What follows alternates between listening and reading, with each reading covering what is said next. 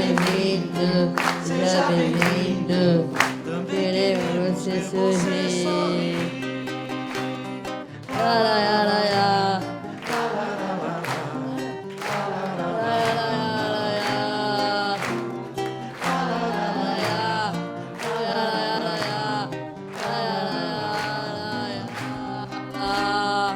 Hoje a nossa casa está em festa. Este sorriso é pra você, irmão. Hoje a nossa casa está em festa. Também em festa está o nosso coração. Hoje a nossa casa está em festa. Porque você está aqui. Seja bem-vindo. Seja bem-vindo. Queremos você sorrir. Seja bem-vindo. Seja bem-vindo. Também Queremos você sorrir.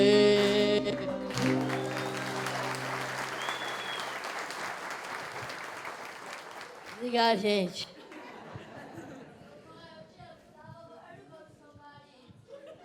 Esse Arthurzinho. Gente, hoje nós temos a honra de receber novamente aqui na casa. Na minha opinião, esse menino é um dos maiores palestrantes que vem aqui a Obreiros. Eu amo de paixão, Eric Brandão. Vocês vão ver o porquê que eu estou dizendo isso. Eric, a casa é tua, meu amor. Vamos lá. Acho que eu estou bom aqui. Obrigado. Tudo bem, Luiz? Você vai fazer companhia hoje? Que bom. Obrigado. Fica à vontade aí. Bom dia, gente. Bom, vocês viram que aqui o meu nome está bem pequenininho, porque, na verdade, tudo que a gente vai conversar hoje, sobre tudo que a gente vai refletir um pouquinho, eu não inventei nada. Tudo isso já foi pensado, sentido, falado ou escrito por alguém. Então, na verdade, nós aqui, nós somos só um instrumento para passar esse conhecimento adiante e nada mais. Eu já tive a oportunidade, em uma certa época, eu que sou trabalhador já há muitos anos de uma casa em Osasco, quando eu trabalhava com a mocidade espírita, de fazer uma atividade com eles, onde eu passava um papelzinho com uma pergunta muito simples, e eles tinham 5 minutos para responder. A pergunta era: por que eu nasci? Você já se imaginou com um papel na sua mão com essa pergunta e tem 5 minutos para responder? É fácil ou é difícil? Depende, né? Depende de como a gente está posicionado na vida e no mundo. Por que eu nasci? E o porquê de você ter nascido está ligado intimamente à sua missão. Mas para você entender a sua missão, para você entender o que você veio fazer aqui, você precisa primeiro entender a diferença entre missão e ocupação. Por isso, a gente vai falar sobre missão e ocupação dos espíritos, que somos nós, que somos espíritos encarnados. Então, vamos pensar um pouquinho sobre a gente hoje. Se você vai lá e abre o dicionário, e aqui a gente não vai se prender muito a academicismo e a esse tipo de coisa, mas só para você ter uma ideia, você quer saber o que é missão, quer saber o que é ocupação. Você vai lá, abre o dicionário, você vai achar assim: ocupação é substantivo feminino, né? Ato de trabalhar em algo, o próprio trabalho a ser executado, serviço, atividade, tal, obrigação a cumprir. Tudo bem. Aí você fala: ah, entendi o que é ocupação. Então aí você vai procurar o que é missão. Aí substantivo feminino. Incumbência que alguém deve executar, conjunto de pessoas, dever a cumprir, obrigação. Aí você fala: pera, mas é parecido, né? É quase a mesma coisa? É parecido, mas não é a mesma coisa. Quando você fala de obrigação ou ocupação, tudo aquilo que você faz na sua vida, qualquer coisa, de varrer o chão, lavar a louça, tudo é uma ocupação, né? Se você está passando a roupa ali, se você tira o seu tempo para conversar com alguém, se você serve a água ali na saída do obreiro, tudo é uma ocupação. Qualquer atividade que você exerça na sua vida. Dentro desse conjunto de atividades que você exerce na sua vida, o conjunto de todas essas atividades constitui a sua missão. Então a missão está ligada ao objetivo que você tem, ao objetivo final, à linha de chegada. Então são coisas diferentes, né? As duas têm a ver com o trabalho, mas a gente sabe que a missão é aquela coisa maior, é o global, é o todo, é o objetivo a ser atingido. E dentro desse objetivo você vai desempenhar ao longo da sua vida diversas ocupações. Tudo bem? Está claro para nós então o que é ocupação, o que é missão? Então, se já entendemos, a gente pode ir para frente. Do que os espíritos, afinal de contas, se ocupam? E nós sabemos que a gente está cercado deles o tempo todo. Estejam eles encarnados ou não, acredite você no que você acreditar. Se você acredita em espírito, se você acredita em santo, se você acredita em qualquer coisa, em forças superiores e entidades, a gente está falando da mesma coisa.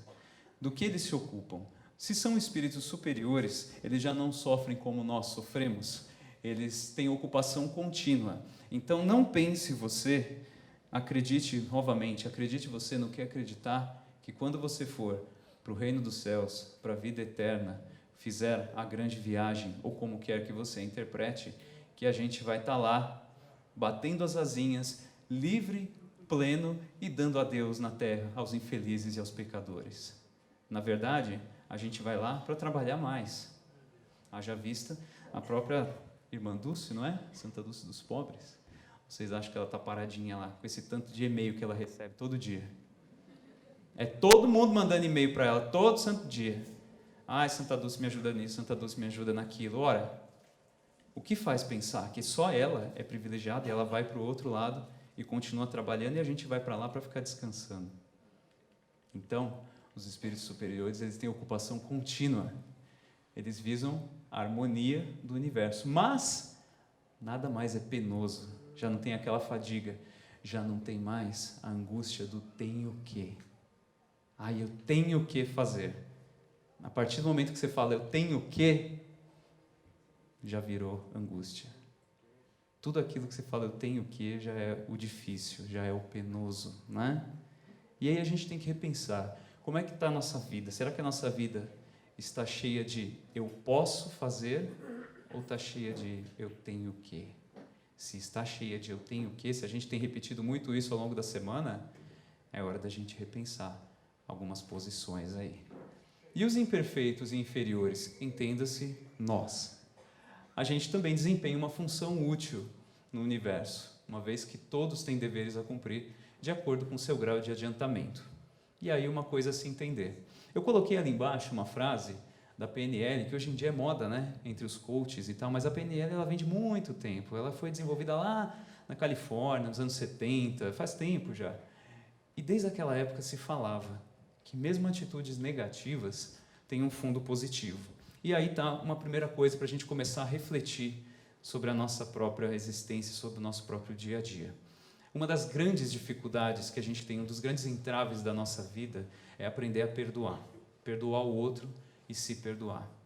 E a PNL, a programação neurolinguística, né, ela vem aí para nos ajudar a repensar isso. Como é que funciona essa história de atitudes negativas têm um fundo positivo? Vamos pegar um exemplo simples.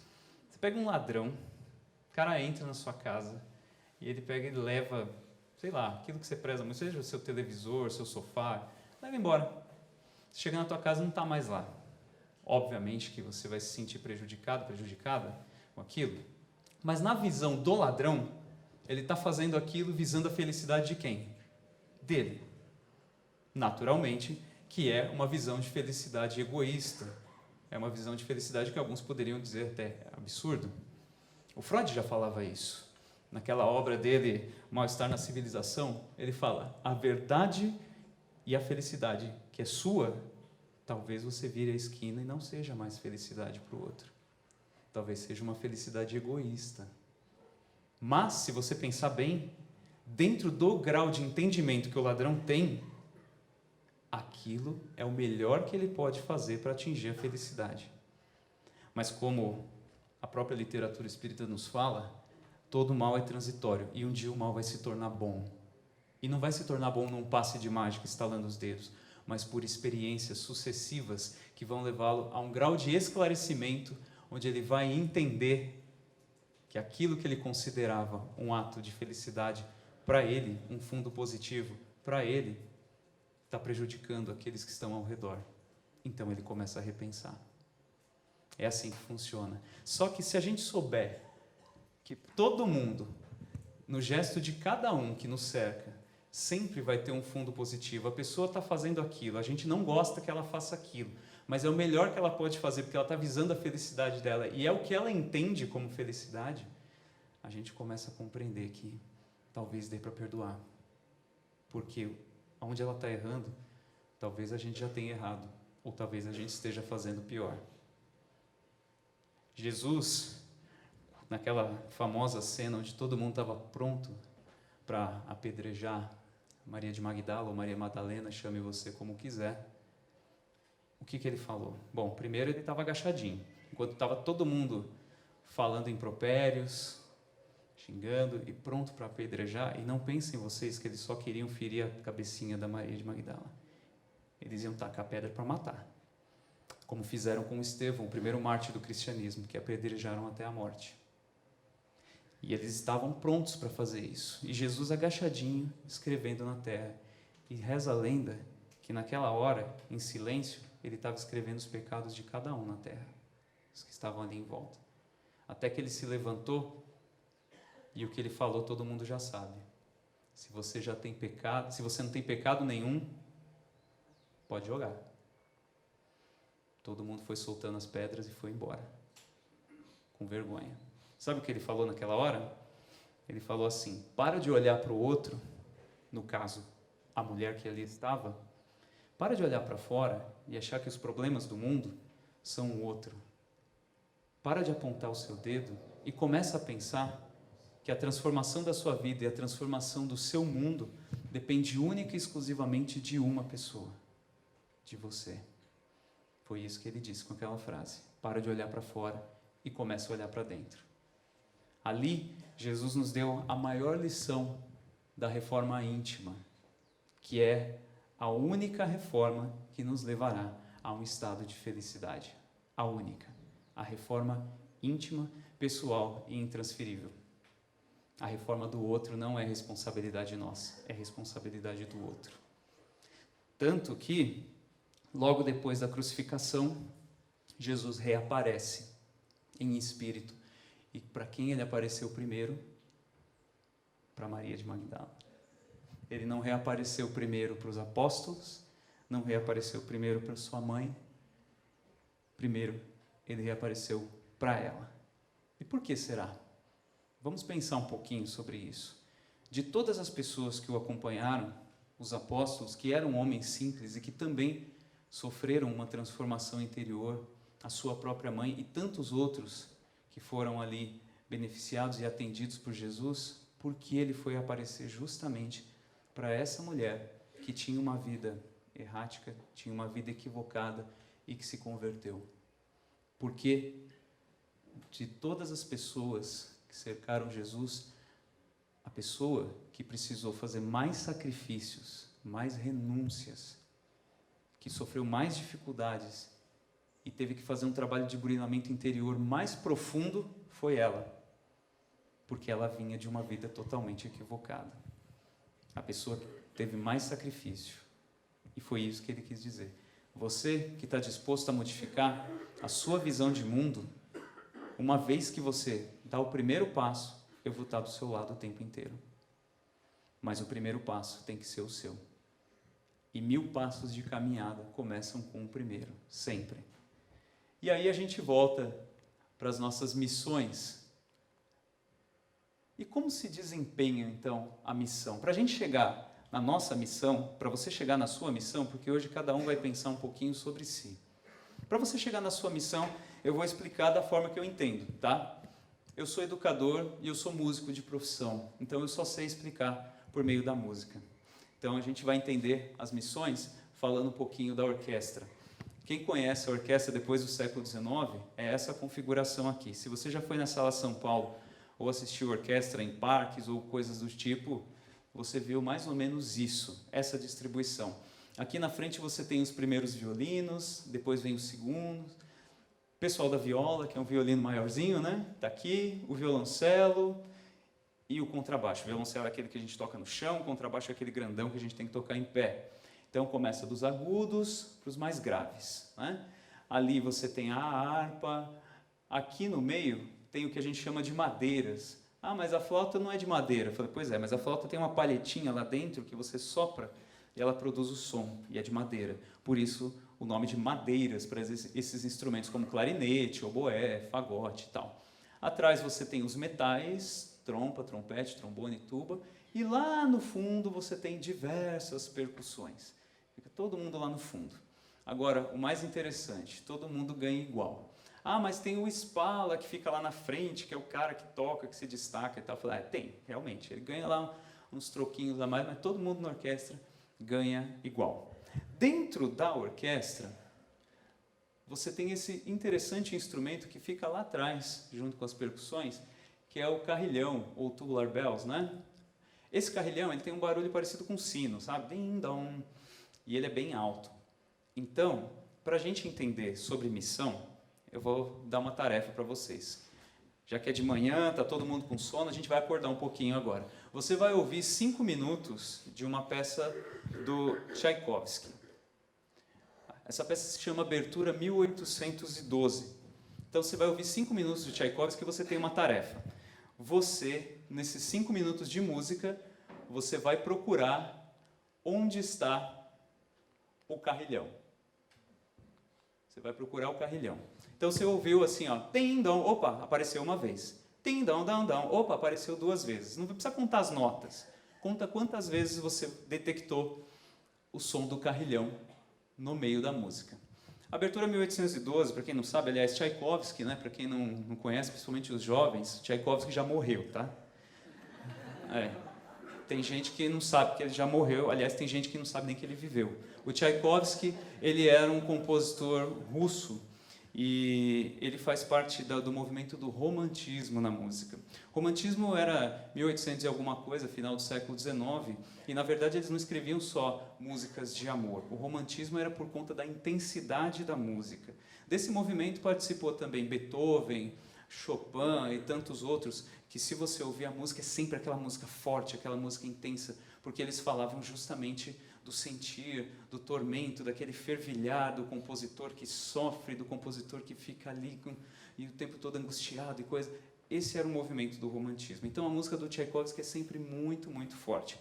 A abertura 1812, na verdade, foi composta por conta da vitória das tropas russas, que expulsaram as tropas de Napoleão, as tropas francesas daquela região. E por conta dessa grande vitória, ele escreveu essa abertura 1812. E por que a gente está falando tudo isso? Você vai perceber, durante a música, que tem som de canhão. Dependendo da orquestra, aqui no Brasil mesmo foi apresentada a abertura 1812, e eles usaram um martelo gigante. Quando você batia aquele martelo, dava um baita de um estrondo que chegava até a sacudir o chão, assim, e parecia o som de um canhão. A orquestra que vocês vão ver é da Europa, e eles usam canhões mesmo para fazer o som, simular o som ali da guerra e da vitória e tudo mais. Por que é importante a gente saber isso? Ah, mas é só informação irrelevante? Na verdade, não. Se você simplesmente escutar a abertura 1812, você vai ouvir uma música bonita. Você fala, ok, é uma música. Agora, quando você entende o contexto, quando você entende de onde vem, quando você vai buscar as fontes do saber, aí você escuta uma outra obra. Aí você fala, nossa, eu não sabia que era desse jeito, que legal, agora eu estou entendendo tudo que está acontecendo aqui. É a mesma coisa quando alguém chega para você, você tem que ouvir esse cantor, você tem que ouvir esse disco, pelo amor de Deus, isso aqui é muito bom. Aí você ouve e a pessoa cheia de empolgação, assim, cheia de expectativa, olha para você e fala, legal. Mas é por quê? Você é incapaz? Não, é que para você falta o pré-requisito, que ela já tem. Ela foi atrás, ela entende o contexto, por que aquilo foi composto, em que época, em que circunstância. E aí, de repente, você vai lá no Google, Wikipédia, procura e tal, vai ler sobre aquilo, você fala, foi composto no ano tal, para a pessoa tal. Aí você volta para aquele disco. E aí você fala, eu não acredito que eu tinha escutado isso daqui, isso aqui é bom demais, eu preciso ouvir de novo. Assim é com os livros também. Assim também são com as pessoas. Quando você vai buscar o conhecimento e o entendimento das coisas e da natureza da vida, você vai perceber que é uma outra forma de se viver, é uma outra forma de se apreciar. A apreciação da vida, ela está intimamente ligada ao seu entendimento das coisas. Por isso é que Jesus fala para você: amai-vos, eis o primeiro mandamento, instruí-vos, eis o segundo. E quanto tempo faz que você não vai atrás das fontes do conhecimento, né? Quanto tempo faz que você não procura um livro que explique um pouquinho melhor sobre você? Mas depois a gente vai pensar mais sobre isso. Vamos ouvir o Tchaikovsky e procurar o que a gente vai procurar mesmo? Como era o nome do instrumento? Carrilhão. Então vamos procurar o carrilhão, por favor. Sentar um pouquinho também.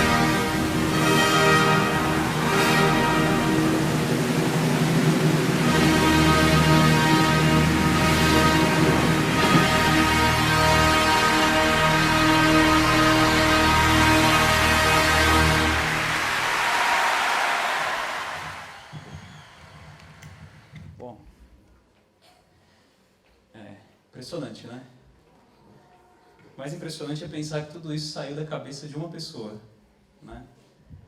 E, bom, acharam o carrilhão? Quantas vezes ele aparece? 2? Nos minutos finais? Quantas vezes a moça toca o carrilhão? Não quantidade de notas, que aí não dá para contar, né? Mas quantas vezes você ouviu, assim? Teve a impressão de ouvir?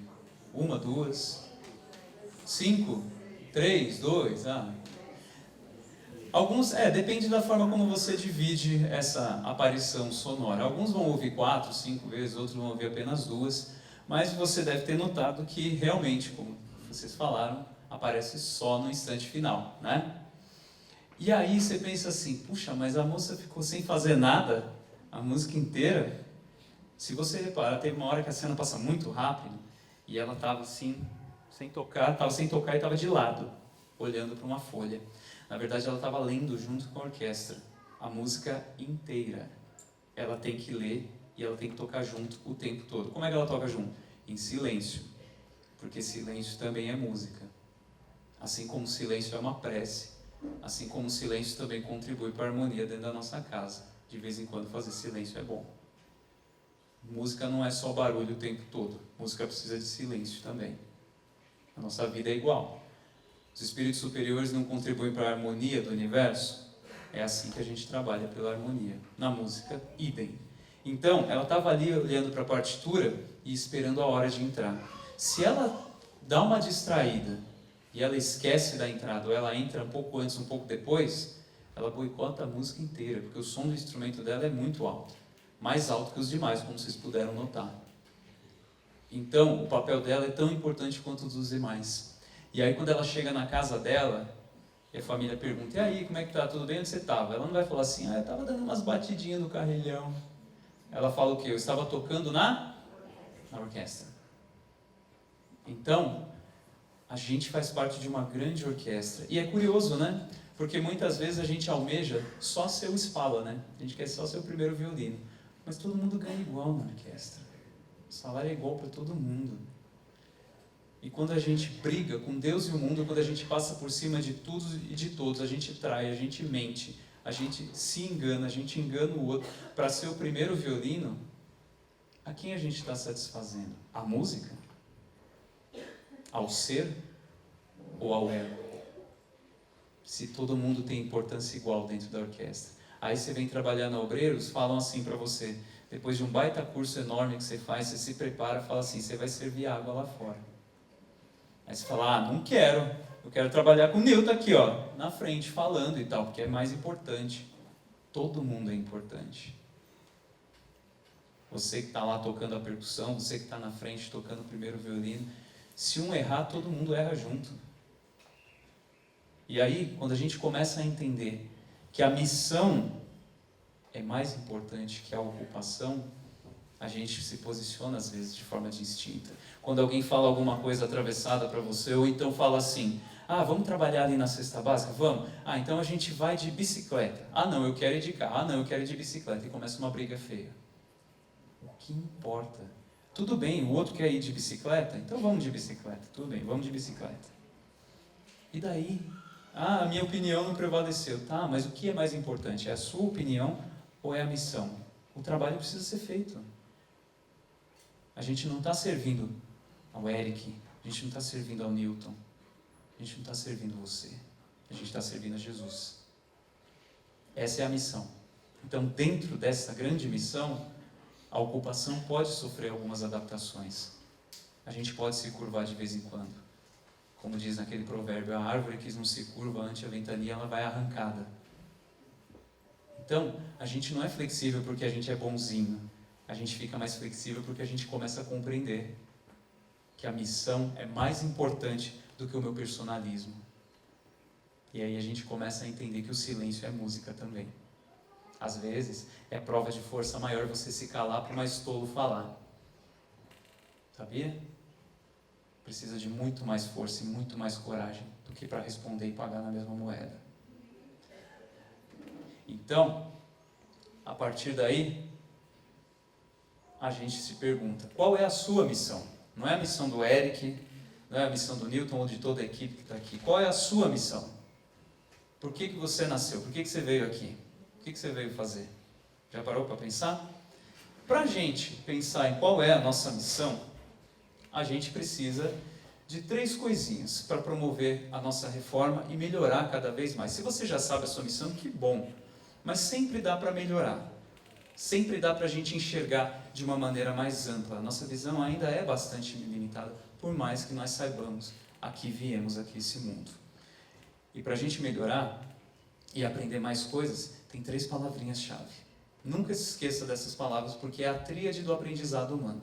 Para qualquer coisa, desde amarrar o tênis, aprender a jogar xadrez ou desempenhar qualquer tipo de atividade. Você precisa de motivação, de atenção e de repetição. Motivação, atenção e repetição. Só que funciona como um jogo de videogame. Já jogou videogame?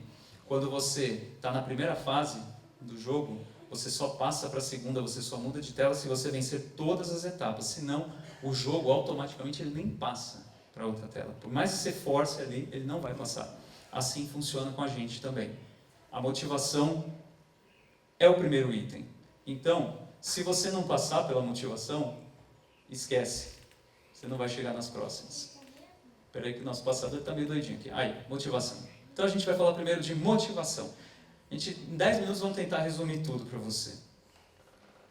Você conhece esse senhor aí? Quem trabalha na área da psicologia, da psicanálise, já deve ter ouvido falar dele.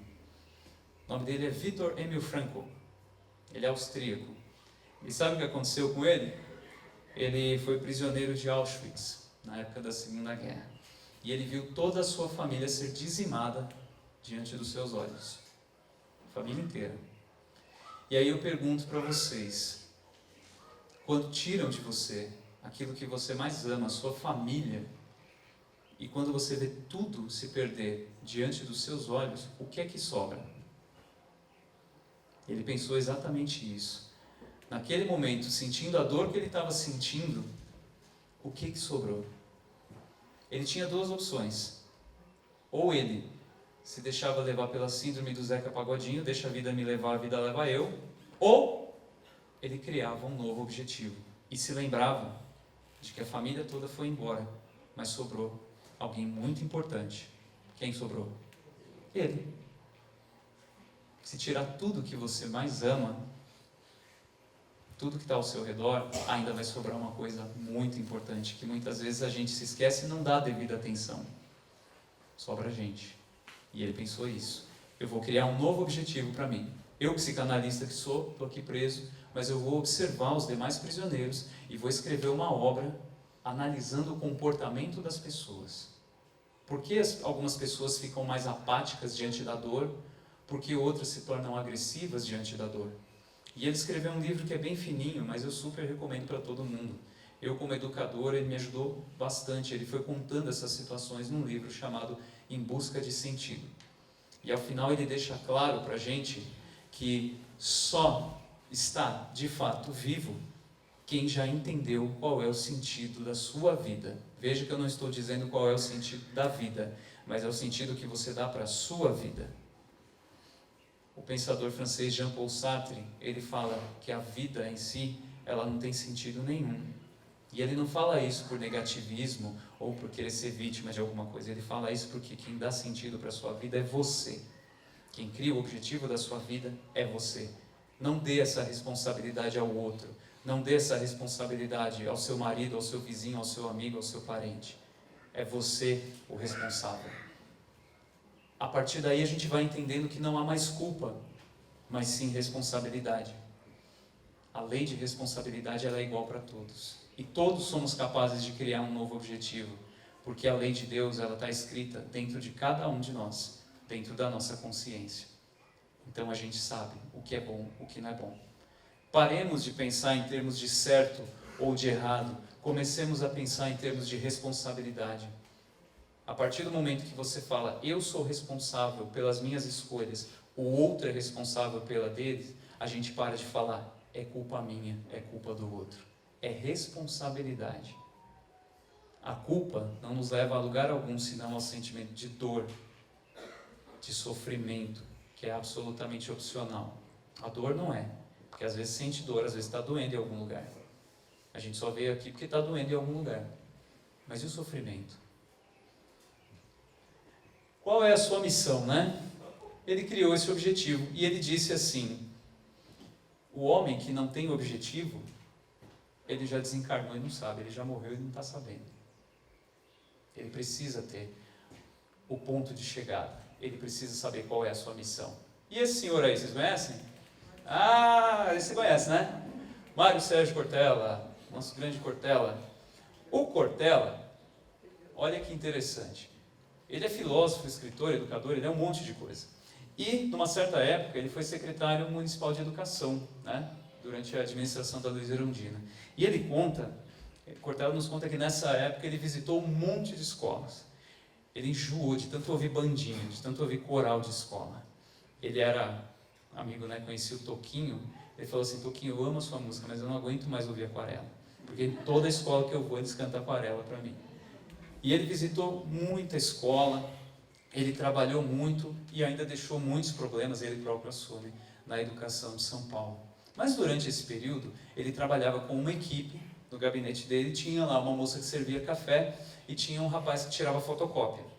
E ele foi percebendo que os dois, que antes trabalhavam com mais entusiasmo, com sorriso, eles foram definhando, foram sumindo, ficando cada vez mais desanimados, assim.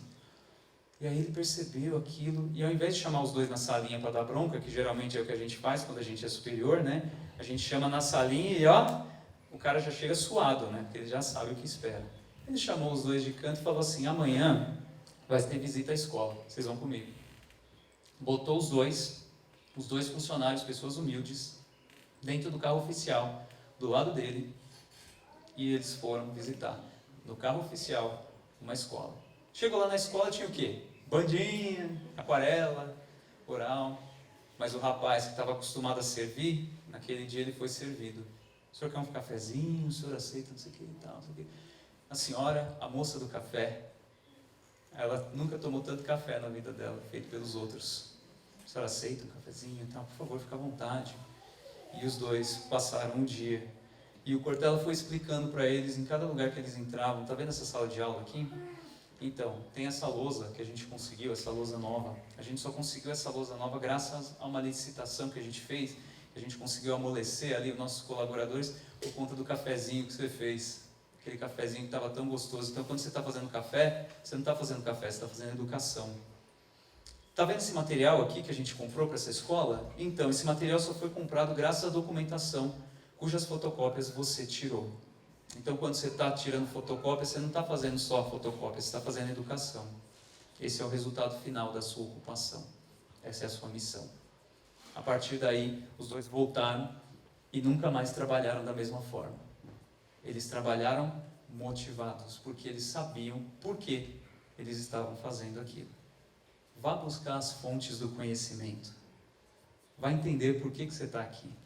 Quanto tempo faz que você não vai atrás disso? Você não lê um livro? Você não vai compreender por que a sua vida existe, por que você existe, por que você está presente nesse planeta. Esse é o Cortella. E aí a gente vai para a segunda parte, que é a atenção. E agora a gente vai fazer uma brincadeira. Essa brincadeira eu aprendi com um cara genial, chamado Estevão Camolese, palestrante também. Então tem que contar, né? Tem que dar as referências da fonte do conhecimento. Não vai usar coisa e falar que é sua, que a ideia é sua e a do outro coleguinha que é feio, tá? Então, essa eu aprendi com o Estevão Camolese. E quem já sabe, por favor, não dê spoiler para os amigos. A gente vai trabalhar a atenção. Você só aprende alguma coisa de fato se você está inteiro dentro de um lugar. E hoje a gente está vivendo a época onde a gente está em todos os lugares, menos no lugar onde nós deveríamos estar. A tecnologia veio para revolucionar as nossas comunicações, mas ao mesmo tempo ela gerou um problema muito grande. Ela nos deixa o tempo todo fora de onde nós estamos. O WhatsApp ele é capaz de nos deixar 24 horas por dia dentro do trabalho. E aí a gente fica o tempo todo. Você já não recebeu mensagem 11h30 da noite de gente falando do trabalho? Viu amanhã? Não dava para a pessoa falar no outro dia, no horário comercial? Dava. Mas a pessoa não se aguenta, né? Eu tenho que falar agora, eu posso falar agora. Então aí a gente dá vazão a toda a nossa pressa, toda a nossa angústia e dá-lhe ficar 24 horas por dia dentro do trabalho. Você está jantando com o seu esposo, com o seu marido, com o seu amigo e está ali o celular em cima da mesa e você dando uma mensagem subliminar. Você que está aqui, você é importante, mas se isso daqui vibrar, ele pode ser mais importante que você. Não, mas eu deixo virado para baixo, imagina, eu não vou olhar. Experimenta, faz a experiência um dia. Fica ali o negocinho virado para baixo, você está conversando, a conversa está tão boa, de repente o celular faz pé, pé. Acabou sua paz, né? Não, mas eu só vou dar uma olhada, depois eu respondo. Você já não está mais ali. Um dos grandes segredos da aprendizagem humana é você dar tudo de si. E o que é dar tudo de si?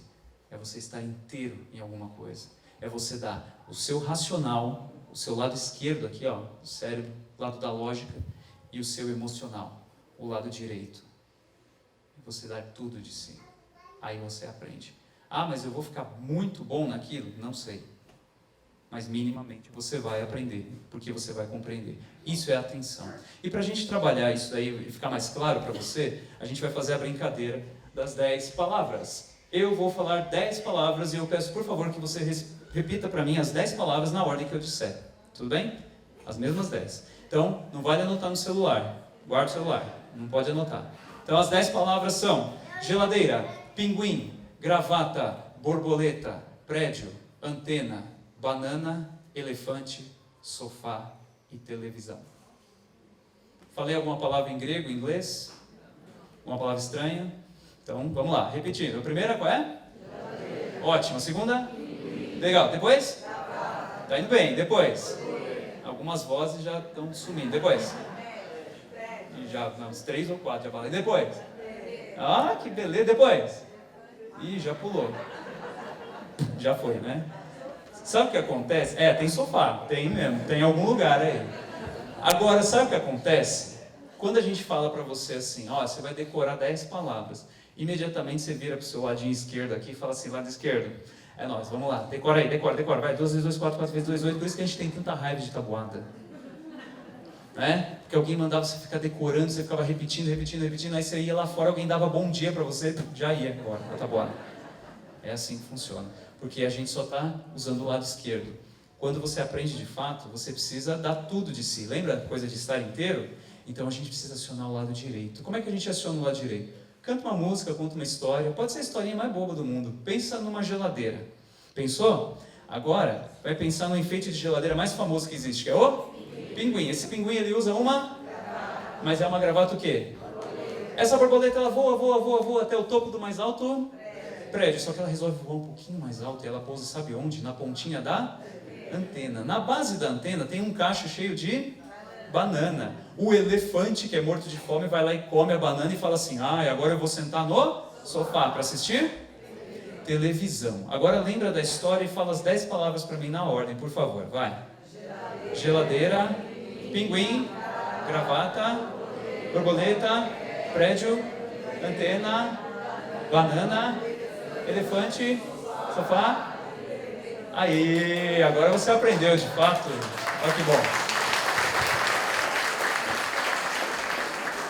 Há 2 minutos, quando eu falei para você das 10 palavras, você já fez assim, né? Você achava que não dava. Agora você viu que é possível. E não só é possível, como você vai lembrar da história do fim para o começo, você vai falar as 10 palavras na ordem inversa agora. Vai. Do fim para o começo. Televisão, sofá, elefante, banana, antena, prédio, borboleta, gravata, pinguim, geladeira. Tá certo. As 10. Isso é aprender de fato. Você deu tudo de si nesse momento. Você usou o seu lado esquerdo, o lado do raciocínio lógico, e o lado direito, o lado da sensibilidade. A asa do intelecto e a asa da moral. Como é que eu processo a minha reforma íntima? Dá para melhorar? Allan Kardec pergunta aos espíritos, como é que a gente faz para processar a reforma íntima num mundo com tantos convites à perdição? Sabe o que eles respondem? Querer é poder. Nada supera a vontade de querer. Agora, a vontade se enfraquece. A vontade se enfraquece. Se você sai daqui motivado e fala assim, agora eu sou uma nova pessoa, o que você aprendeu na palestra? Geladeira, pinguim, gravata, borboleta. Se você sai daqui falando assim, agora eu vou ser transformado, eu vou me transformar, sou outra pessoa e não sei o quê, na semana que vem volta tudo do jeito que estava. O que falta então? Metas, objetivo, disciplina. Quando o Chico foi começar o seu trabalho fraterno, e ele conversou com o Emmanuel, seu guia espiritual, o Emmanuel falou assim, só que você vai ter que seguir 3 preceitos. O Chico falou, qual é o primeiro? Ele falou, disciplina. E o segundo? Disciplina. E o terceiro? Disciplina. Metas, estratégias, disciplina, perseverança. Isso vale para qualquer coisa na vida. Desde objetivos profissionais até relações familiares, até a relação consigo próprio. Tenha objetivos e tenha objetivos possíveis. Não viaja na maionese. Não acha que você vai sair daqui sendo Chico Xavier, porque não vai dar por enquanto. O Chico Xavier, ele acordava às 6 da manhã e ele trabalhava pelas pessoas até às 10 da noite. Tinha filas, esse tanto de gente que tem aqui, tinha todo dia batendo na porta da casa dele. Imagina bater na porta da sua casa, esse tanto de gente aqui todo santo dia. E você trabalhar das 6 até às 10 da noite. Terminou? Não. 10 da noite ele ia lá, pegava o lápis e o papel, psicografava as 400 obras que ele deixou pra gente. Isso durante mais de 90 anos. E quando ele se foi, você acha que ele se foi embaixo de aplauso? Ele falou assim pra gente, o dia que eu me for, ninguém vai prestar atenção, porque vai ser um dia muito feliz pro Brasil. No dia em que o Brasil ganhou o pentacampeonato, com 2 gols do Ronaldo, o país inteiro comemorava e o Chico Xavier se foi e ninguém percebeu. Será que a gente consegue ter essa humildade? De falar, não quero homenagem, não precisa não. Eu trabalhei a minha vida inteira, eu deixei 400 obras, eu poderia estar milionário, mas eu mal tenho dinheiro para comprar o lápis e o papel, porque eu recebo por doação. E quando eu for embora, está tudo bem. Deixa aí as obras para o pessoal estudar e tal. Metas possíveis. O que é possível? Eu falo um monte de coisa, eu respondo assim de imediato, acho que eu vou me esforçar essa semana para um dia eu não falar, eu só ouvir. É uma meta possível? Olha, um dia inteiro, imagina o esforço que você não vai ter que fazer para mudar esse hábito. Se você vencer um dia inteiro, já é uma grande vitória. Defina o seu objetivo. Primeiro saiba qual é a sua missão e depois defina o seu objetivo. E a partir daí, comece a repetir. E saiba, você vai ter dia em que vai errar, e vai errar bastante. E lembre-se, não é lei de culpa, a lei é de responsabilidade. Você não é culpado pelo seu erro, mas você é responsável por ele. Sendo responsável, você não precisa pegar um chicote e ficar se dando. Você no dia seguinte você levanta e você começa de novo. E lembra, assim como o professor Karnal deu um ótimo exemplo para a gente, o esforço é banho, não é? É como tomar banho. Tomou hoje, uau, que legal. Amanhã você toma de novo. Porque se você falar assim, eu tomo banho há 20 anos, acho que eu vou parar. Na semana seguinte, o que acontece? 3 dias já está cheirando mal. Assim é com a nossa reforma. Quanto tempo faz que você não faz a asepsia da sua mente? A gente cuida tanto do nosso corpinho, né? A gente toma banho, a gente passa perfume, a gente penteia o cabelo. E a sua mente, hein? Você faz todo dia a asepsia dela? O que você anda lendo? Do que você anda se alimentando? Que tipo de conversas você anda tendo? André Luiz nos ensina isso na obra grandiosa dele. É muito importante não só o que você diz, mas como. Quando ele fala assim, ele não fala assim, aqueles espíritos do mal, aqueles atormentados, não, ele fala assim, os nossos irmãos menos felizes. Não é só o que você fala, é como você fala. Às vezes a gente esquece, né? Mas aí no dia seguinte a gente lembra do exemplo da André Luiz e fala, opa, acho que eu vou melhorar meu jeito de falar as coisas. Uma última dica pra gente, só para terminar, eu já estou encerrando, tá, gente? E peço até perdão por me estender tanto, mas a cabeça da gente não aceita o não, tá? Só aceito sim. Então se eu falar para você, não pensa num camelo rosa agora. Qual é a primeira coisa que vem à sua cabeça? Camelo rosa. Não pense no elefante verde, não vale pensar. Então, afirmações positivas. Isso não é só filosofia zen, não, é real. Quando você fala assim, eu vou transformar tal coisa, você começa a se afirmar positivamente, você está agregando novos valores para você. Então, começa a mudar um pouco o discurso. Não vou mais fumar. Não, que tal se ao invés de fumar eu substituir por tal e tal coisa? É assim que funciona, para a gente transformar. Ninguém mata o que é. Saiba, você nunca vai deixar de ser quem você é. Você nunca vai matar a pessoa que está dentro de você. Mas você vai agregar novos valores e vai substituir ideias. Alguma ideia vai deixar de ser importante para você e você vai substituir por outra, que vai começar a ter um peso maior na sua existência. Qual é a sua missão?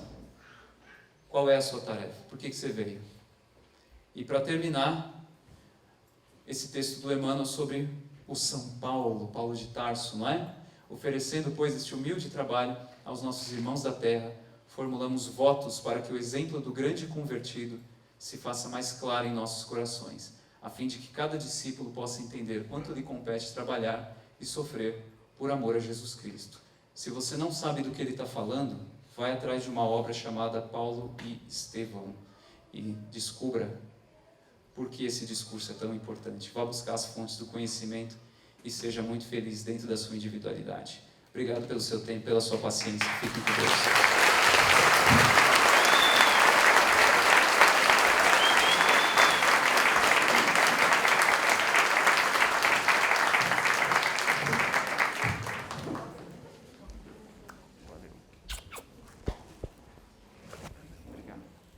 Falei para vocês? Espetacular, né? Espetacular. É isso aí, gente. Depois disso, só nos resta fazer uma vibração e começar a trabalhar, né? Não é verdade? E assim, ó, qual é a tua obra? Busca o sentido para a vida, que acaba tudo, né? Cortella também faz uma pergunta que eu gosto muito, que é: se você morresse agora, que falta faria o mundo? Faça essa reflexão. Se morresse já, faria alguma falta ao mundo? Não é interessante esse questionamento? Vamos lá, vamos trabalhar. Obrigado, viu, Eric? Maravilhoso como sempre. Gratidão. Vamos então fechar os nossos olhos e elevar o pensamento até eles. Os grandes avatares, os grandes líderes, grandes espíritos que passaram por aqui. Primeiramente, Moisés. Sim, pois ele nos trouxe a lei. Ele nos trouxe a lei da Torá, a lei dos 10 mandamentos, a lei do amor. Vamos agradecer aos grandes filósofos da antiguidade.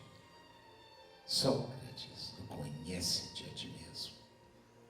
Platão, Aristóteles e o grande Hipócrates, pai da medicina.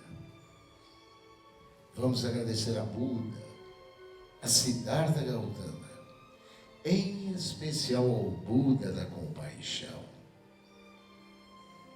Gratidão a Maomé, a profeta Muhammad, pelas 114 suratas do livro do amor do Islã, o Alcorão Sagrado. Mas somos e seremos eternamente gratos à Santa Igreja Católica, pois foi ela a grande responsável por chegar até nós, 2000 anos depois. Os ensinamentos de Mestre Jesus. Como esquecer de Francisco de Assis? Ou deixar de citar Santo Agostinho? Dom Bosco? Sim, ele, a interreligiosidade. Puxa, o maior dos papas, São João Paulo II. Como não falar delas? Hoje consideradas santas, mas viveram como tal, pois viveram para o próximo. Madre Teresa de Calcutá. E a nossa mentora querida, a grande razão desta casa existir. Obrigado, irmãzinha amada. Obrigado, Santa Dulce dos Pobres, por esta doutrina que nos conforta, que nos encanta e que nos traz o fora da caridade. Não há salvação. Gratidão a Kardec. E dentro da doutrina, o maior dos brasileiros, sim, o maior deles, não só por sua obra psicográfica, mas pelo exemplo de humildade. Talvez o grande médium de Jesus. Obrigado, Chico. E por fim, nós, doentes da alma, vamos agradecer a um médico de almas, São Lucas, que, de acordo com alguns autores, reencarnou aqui, Ceará, Brasil, coração do mundo, pátria do Evangelho, com o doutor Adolfo Bezerra de Menezes Cavalcante. E a ele, a sua grandiosa equipe, é que nós confiamos os trabalhos de cura desta manhã. E assim, vamos recebendo da pátria espiritual esta cascata de luz que cai sobre nós. Muita luz, formando uma verdadeira cortina iluminada. Luz, luz, mais luz. Vamos sentindo esta luz lentamente sendo reabsorvida pelo chakra coronário no alto de nossas cabeças. E aos poucos vão limpando a nossa tela mental contra todos os maus pensamentos. Luz que vai caindo, que vai equilibrando o chakra frontal, higienizando o laringe. Sim, por que não? Humanizando-nos no cardíaco. É luz que equilibra o gástrico, que renova o esplênico e que completa de energia de cura, de autocura, o básico o genésico, e que acende de uma só vez todos os pequenos chakras de nosso corpo espiritual. Sim, nós somos luzes.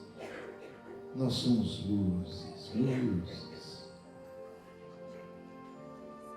Fundindo esta energia, chegando ao corpo físico, caminhando por artérias, veias, linfáticos, levando este banquete energético a 100 trilhões de células, uma a uma, e elas, com seus receptores de membrana, vão recebendo esta energia, permitindo a entrada na célula, modificando a estrutura citoplasmática, chegando a alterar no núcleo a expressão do DNA. Sim, não é milagre, é vontade, é a cura. E nós podemos nos curar. Nós podemos curar uns aos outros. Jesus nos disse: vós podeis fazer o que faço, e muito mais. Mas também nos cobra: vai, não peques mais. E hoje, depois desta palestra maravilhosa, nos comprometemos a buscar um sentido de nossas vidas. A missão, a razão de estar vivo. E por esta oportunidade maravilhosa, vamos expressar a nossa gratidão a Jesus através do hino de amor que Ele nos ensinou. Juntos, Pai nosso que estais nos céus, santificado seja o vosso nome, venha a nós o vosso reino, seja feita a vossa vontade, assim na terra como nos céus. O pão nosso de cada dia nos dai hoje, perdoai as nossas ofensas, assim como nós perdoamos a quem nos tem ofendido, e não nos deixeis cair em tentação, mas livrai-nos do mal. Graças a Deus, que nosso Mestre nos ilumine, nos oriente e nos abençoe em mais um dia de... Vamos trabalhar, gente. Obrigado mais uma vez, né?